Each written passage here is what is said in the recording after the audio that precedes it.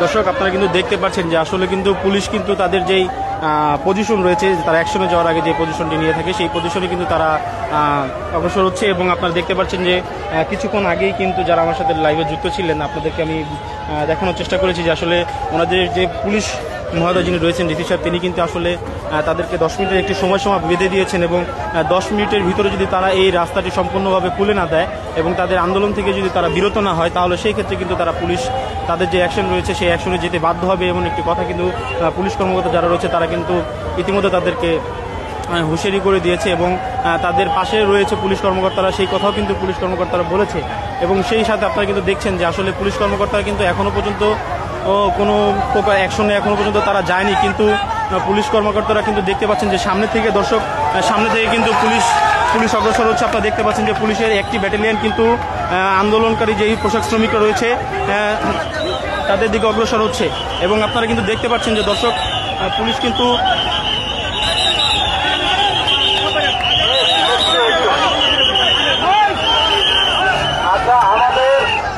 আমি ওদেরকে টাইম দিয়েছি, ওরা চলে না গেলে ওরা ডিসপাস করে দিব।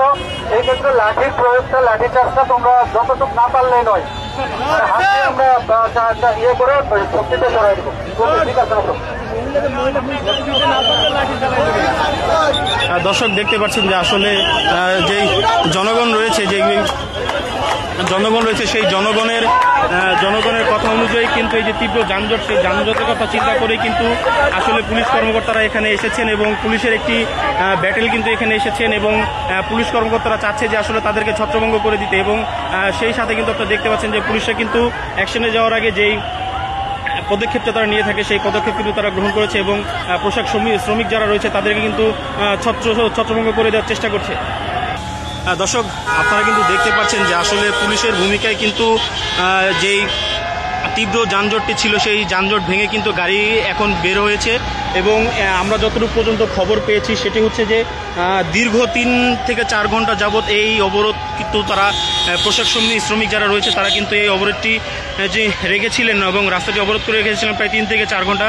সেই 3 থেকে 4 ঘন্টা যাবৎ অবরোধ থাকার কারণে কিন্তু ঢাকার যে ব্যস্ততম সড়কগুলো রয়েছে, মহাসড়ক রয়েছে, সেই মহাসড়কে কিন্তু তীব্র যানজটের সৃষ্টি হয়েছে। এবং আপনারা দেখতে পাচ্ছেন যে আসলে আমি আপনাদেরকে দেখানোর চেষ্টা করেছি যে কুর্মিটোলার যেই হসপিটালটি রয়েছে হসপিটালের সামনে থেকে শুরু করে ওইদিকে যে বিশ্ব রোড রয়েছে বিশ্ব রোডের সম্পূর্ণ ফ্লাইওভারটি কিন্তু আসলে তীব্র জ্যামের শিকার হয়েছে।